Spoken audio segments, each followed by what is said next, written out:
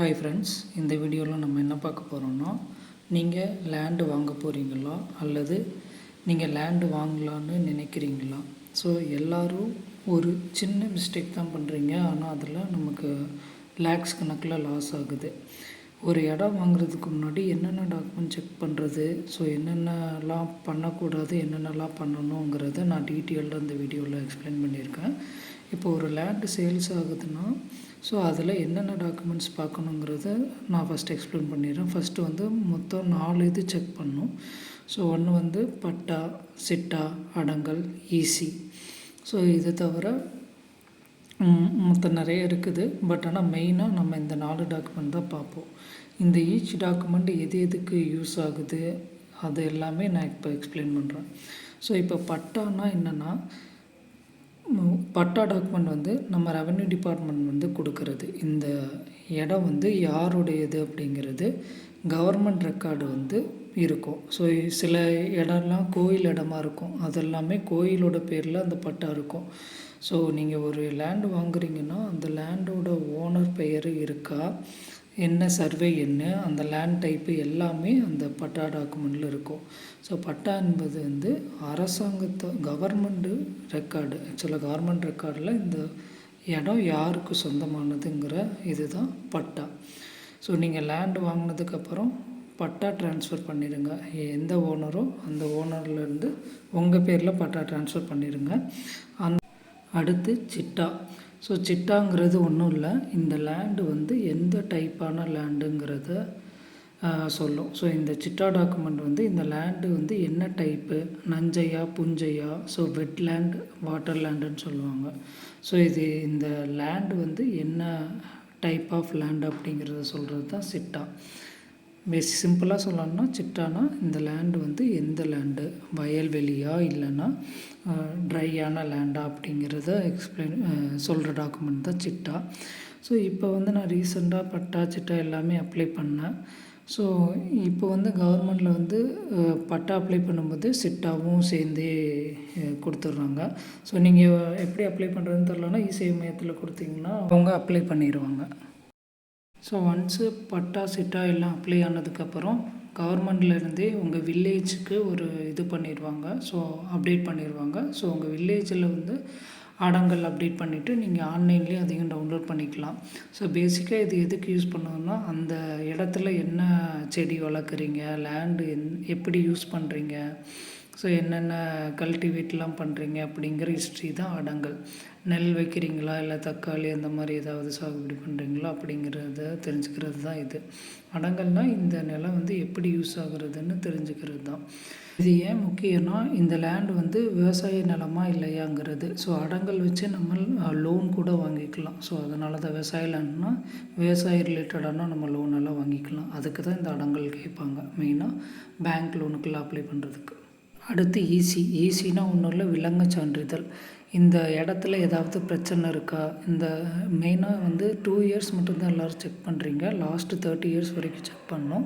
பட்டா மட்டும் பார்த்து வாங்கக்கூடாது. இந்த இடத்துல ஆல்ரெடி யாராவது இந்த இடத்த யூஸ் பண்ணி லோன் வாங்கியிருக்காங்களா, அந்த எல்லா டீட்டெயில்ஸுமே ஈஸியில் வந்துடும். அப்புறம் லாஸ்ட்டு இந்த இடம் யார் யார் பேர்லலாம் இருக்கிறங்கிற ஹிஸ்ட்ரி எல்லாமே இருக்கும். இதெல்லாமே கவர்மெண்ட் ரெக்கார்டாக இருக்கும். ஒன்ஸ் நீங்கள் டாக்குமெண்ட் சைன் பண்ணதுக்கப்புறமே உங்களுக்கு ஈசி சர்டிஃபிகேட்டுக்கு அன்றைக்கி நைட்டே அப்டேட் ஆகிரும். ஸோ நீங்கள் தான் ஓனர் அப்படிங்கிறது நம்ம பத்திர ஆஃபீஸ்லேருந்து அவங்களே அப்டேட் பண்ணிடுவாங்க. ஸோ மெயினாக ஓனர்ஷிப்பு ஹிஸ்ட்ரி வந்து 2 இயர்ஸ் மட்டும் பார்க்காதீங்க ஈஸியில், லாஸ்ட்டு 30 இயர்ஸ் ஃபுல்லாக செக் பண்ணுங்கள். ஈஸியில் 2 டைப் இருக்குது. ஸோ ஒன்று வந்து ஃபார்ம் 15, இன்னொரு ஃபார்ம் 16. ஃபார்ம் 15 வந்து எப்போ வரும்னா, அந்த ப்ராப்பர்ட்டிக்கு ஏதாவது டிரான்சாக்ஷன் இருந்துச்சுன்னா, அதாவது யார் வாங்கினா யார் விற்றா, ஏதாவது லோன் இருக்கா, இல்லை என்னென்ன தெரியும்னா யார் யாருக்கு விற்றாங்க, எப்போ விற்றாங்க, லோன் இருக்கா இல்லையாங்கிறது தெரிஞ்சிடும். ஃபார்ம் 15 வந்து இந்த நிலத்தில் வந்து ஏதாவது டிரான்சாக்ஷன் இருக்கான்னு அர்த்தம். ஃபார்ம் 16னா எந்த ஒரு டிரான்சாக்ஷனும் இல்லை, அந்த பீரியடில் ஒரு டிரான்சாக்ஷன் கூட இல்லைன்னா அந்த இதில் எந்த ஒரு லோனும் இல்லை, ஓனர்ஷிப் சேஞ்சஸும் இல்லை, சேல்ஸும் இல்லைன்னு அர்த்தம். அதுதான் ஃபார்ம் 16. 15க்கும் 16க்கும் இதுதான் டிஃப்ரென்ஸு. டிரான்சாக்ஷன் டீட்டெயில்ஸ் ஈசியோடது 2 டைப் இருக்குது, ஃபார்ம் 15 அண்ட் ஃபார்ம் 16. நான் இதுக்கு முன்னாடியே சொன்னேன், மெயினாக மிஸ்டேக் பண்ணுறது பட்டா மட்டும் ஓனர் பேரில் இருக்குது அப்படின்னு நம்பி வாங்குறது. மெயினாக செக் பண்ண வேண்டியது ஈசி. ஒன்ஸ் நீங்கள் லேண்டு வாங்கினதுக்கப்புறம் ஃபஸ்ட்டு அப்டேட் ஆகுறது ஈசி. நீங்கள் அவங்கக்கிட்டேருந்து இவங்க வாங்கிட்டாங்க அப்படின்னா ஆன்லைனில் அன்றைக்கி நைட்டே அப்டேட் ஆகிரும், ஒன்ஸ் பத்திரம் பதிஞ்சதுக்கப்புறமே. அதனால் நீங்கள் ஈஸியை தான் ஃபஸ்ட்டு பார்க்கணும். அதில் லாஸ்ட்டு 2 இயர்ஸ் மட்டும் பார்க்காதீங்க, ஃபுல் ஹிஸ்ட்ரியும் பாருங்கள். அட்லீஸ்ட் 15 to 30 வருஷமாவது ஈஸி செக் பண்ணணும். அதுக்கப்புறம் லேண்டு என்ன டைப்புனே தெரியாமல் வாங்காதீங்க. இது அக்ரிகல்ச்சர் லேண்டா இல்லை கமர்ஷியல் லேண்டா, ஸோ அந்த மாதிரி நிறைய டைப் இருக்குது. ஸோ அதை பார்த்து நீங்கள் வாங்குங்க. உங்கள் யூஸ் கேஸ்க்கு ஏற்ற மாதிரி அக்ரிகல்ச்சர்னால் அந்த டாக்குமெண்ட்டில் மென்ஷன் ஆகணும். அண்ட் தென் நீங்கள் எல்லாமே ஆன்லைன் தான். உங்கள் எல்லாருக்கிட்டேயுமே ஃபோன் இருக்கும். நீங்கள் இந்த வெப்சைட் போனாலே உங்களுக்கே தெரியும். 2 வெப்சைட்டில் நீங்கள் பத்திரம் பதிஞ்சதுக்கப்புறம் அந்த பத்திரம் ஆஃபீஸ்லேருந்து ஒரு ஸ்லிப்பு தருவாங்க. அந்த ஸ்லிப்பை வச்சு உங்கள் district, taluka, survey number, document number எல்லாத்தையும் என்ட்ரு பண்ணாலே அதிலே நீங்கள் டாக்குமெண்ட்டும் டவுன்லோட் பண்ணிக்கலாம். அண்ட் தென் இதை வச்சு நீங்கள் ஈஸி அன்னைக்கு நைட்டே டவுன்லோட் பண்ணிக்கலாம். பட்டா சிட்டா நம்ம அப்ளை பண்ணணும்.